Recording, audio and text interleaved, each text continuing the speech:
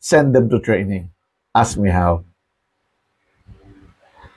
Ang panglimang dahilan o bakit hindi effective yung mga training programs at nasasayang ang training budget ng kumpanya ay itong lack of follow-through and evaluation mechanisms. So, pag na-attend na yung mga tao sa training, check, no? Check lang, di ba?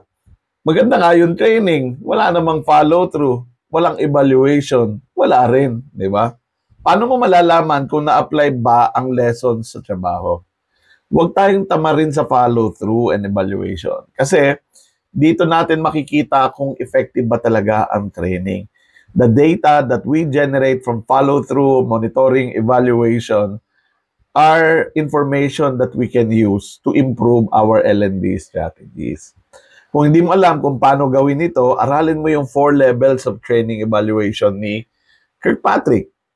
Or, better yet, umattend ka ng certification training. May alam ako kung saan mo yan pwedeng makuha. Malaking may tutulong mo nito sa kumpanya mo kung marunong ka nito. Ask me how.